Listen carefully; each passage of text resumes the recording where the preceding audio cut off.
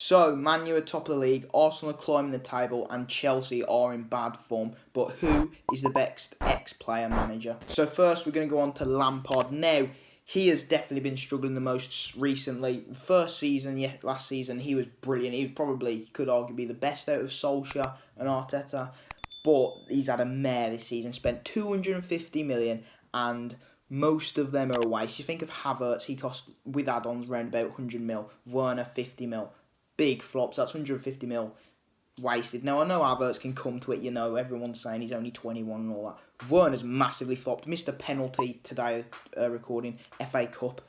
Ridiculous. He can't score. What is it now? 12 games without a goal. That is shocking, Timo. I could do better than that, and I'm not even that gifted at football. So, yeah, he's not got them firing. Ziyech as well, when he's playing, he started alright. He started really well, and he was like, oh, hang on here. Him, Pulisic, and Tammy or Giroud, they could be a good partnership, but I think he's the chopping and the change of the teams. Like, every week, it's a different lineup. You've got Chilwell, who's actually been quite good, and Mendy. Thiago Silva's been alright, but then you look at the fullbacks, the defensive pairings, they always get mixed up. I think last game it was Thiago and Rudiger. It's normally Thiago Silva and Zuma.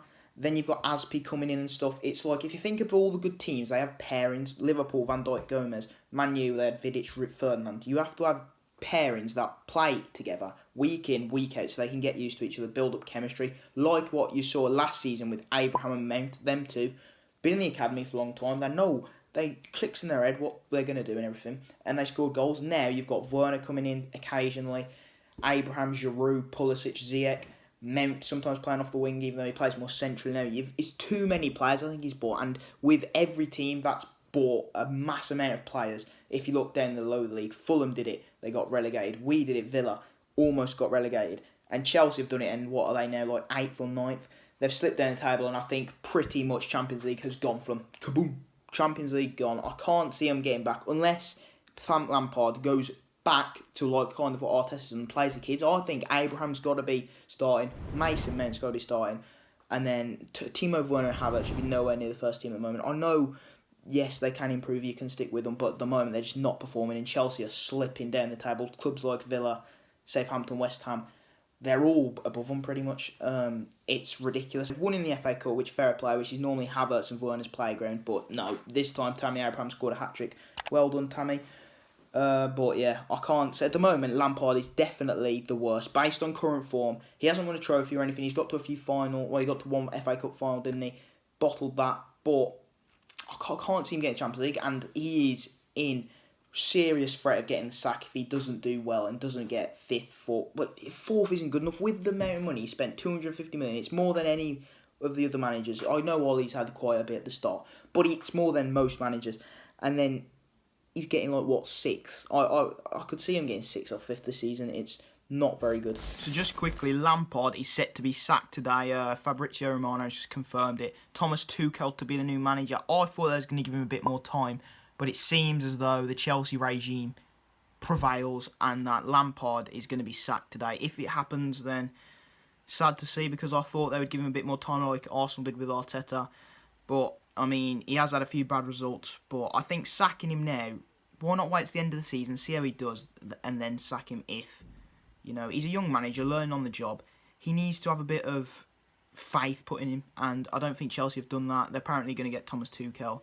The regime's back, isn't it, where they're going to just have him. He'll get sacked a few years afterwards. So I think that's the wrong decision there. Hopefully they don't sack him, but it looks like he's going to be sacked today. I mean, it could be argued that he deserves it because he has brought in Havertz. He has spent a lot of money, not done anything. His players haven't been performing for him. But I don't know. Everyone else has been given time. Arteta, Ollie, and he hasn't. And I think that's just the Chelsea board, isn't it? They've got a trigger finger. They can't keep a manager for longer than a few years if he doesn't do very well. So, yeah, it's a bit unfortunate for Lampard. But if he does get sacked, hopefully he gets another job, maybe lower in the Premier League. He needs a bit more experience, doesn't he? Because he only had that one season at Derby. But I do think it's a bit overreactive. You've got to give him a bit more time. But yeah, it is what it is, isn't it? Lampard, he's probably going to get sacked, and he has spent a lot of money, so justified, arguably justified. But after Ollie and Arteta get given so much time, I think he deserves at least the end of the season, to be honest. Anyway, moving on to now Arsenal, Arteta. A few months ago, I'd be saying Arteta in the mud. He's the one who I'd think's going to get sacked. But he's turned it around by playing the kids. Binned off Lacazette, or Lacazette's actually for him. Binned off Willian, binned off Pepe, binned off Xhaka, Smith Rowe, Saka, all of them. Martinelli coming in. All playing amazing. And I think he's really changed it there. Literally ditching the oldies, if you want to call them. Willian's been shocking from... There's been certain players, but he's done really well there. And he has won the FA Cup last season. And no other ex-player manager has a trophy at the moment. He's the only one. So he's done quite well in that sense. But obviously, start of the league, he was dreadful. But he has turned that around and they're climbing the table now, 10th or whatever they are. Pretty decent. I think he's definitely changed it with the youth.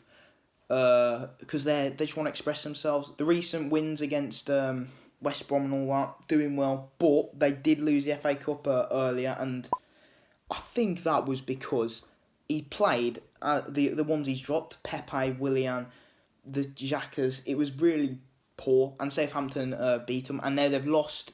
They're out to the FA Cup, which probably is their biggest chance of getting Europa League, because they might get 7th, and they've got to hope that like a City wins it so that they can qualify for the Europa League. But I can't see him getting Europa League. But he's going to do well to build up the table. He's done all right, but yeah, I don't see Arsenal getting Europa League this season. Big improvement from 3 months ago though. Big improvement. Arteta at the wheel. No, trust the process, that's it. Not Arteta, it's not at the wheel, it's trusting the process with Arteta. You gotta trust it. Okay, and now, moving on, last but not least, Ole Gunnar Solskjaer. Arguably, and well, he is at the moment the best. He's been under scrutiny. How long's he been at United now? 3 seasons, I think, and he's been under scrutiny probably the most. He's had long runs of unbeatenness. Yeah, that makes sense. Long unbeaten runs. Then he's lost to absolute crap teams, and he's got battered 6-1 by Spurs. Liverpool last season won 2-0. Moments this season where you thought he's going to be in the sack, and then just the way... You can blame it on individual brilliance, or say it's individual brilliance with Bruno and all that, but his tactics, if you've watched, they've won the FA Cup against... No, they didn't win the FA Cup. They won their game in the FA Cup 3-2 against Liverpool today. What a performance from Man U. I thought Liverpool were really good attacking, which they haven't been recently after that loss against Burnley. Then defensively, it was like the opposite. They was really good attacking, defensively poor. Rashford coming in against Trent, pressing too high up the pitch. Rashford, Greenwood, they was all amazing. They really exploited the spaces, and of course, everyone's saying Bruno can't do in the big games. What does he do? Pings a free kick into the bottom right, and he's won the game for Man United, and he is a special talent. Bruno came from Sporting like Cristiano. Goes left, goes right, makes defenders look shite. Portuguese magnifico. He did it again. Brilliant, Bruno Fernandes. What a signing he's been. He's the best signing since, I don't know when. Like, I've never saw Cantona play, but apparently he has the effect that Cantona came in and just took Man United from nothing and won them the title. Could Bruno do that? I think Man United have a really good chance now. 6 points ahead, all he's put them. He's getting everything right. He's resting certain players when they need to be rested. He's rested. He's getting the points that he needs to get against the big teams. He obviously hasn't won any yet. He's drawn a few and lost a few, but with that win against Liverpool, maybe that changes. Like, he's got Arsenal, I think, which is his big game next. If he beats that, he's 100%. Man U are in it to win it. With De Bruyne now injured, Vardy now injured for Leicester, it's all going in Man United's favour, and the odds are pretty stacked for them at the moment. And when they've got, as I've said, the moments in the season, the comebacks, everything, the last minute winners.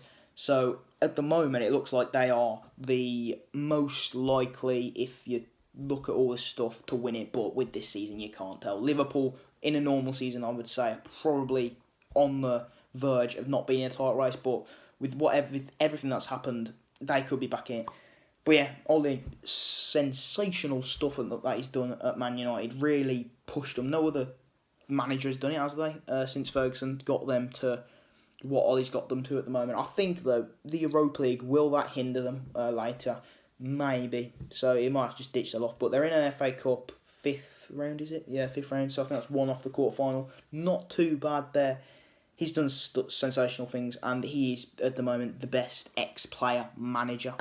And I do just want to give a quick mention to Scott Parker, who He's an ex-player, and so he has to be in this video, kind of. He's in a totally different situation, but the football he plays for Fulham is very good. They're like open play, passing from the back. I really think that they should stay up, but the thing that he needs to do is just get the results grinding out, you know what I mean? Grind the results out, and hopefully he can stay up. And he's a decent manager, but in a totally different situation. So yeah, if I have to rank them out of, I'm not including Scott Parker. Well, you can include Scott Parker, but I'd probably say at the moment it's Ollie, Arteta, Lampard. All good managers, and I think Lampard does deserve until the end of the season. If he gets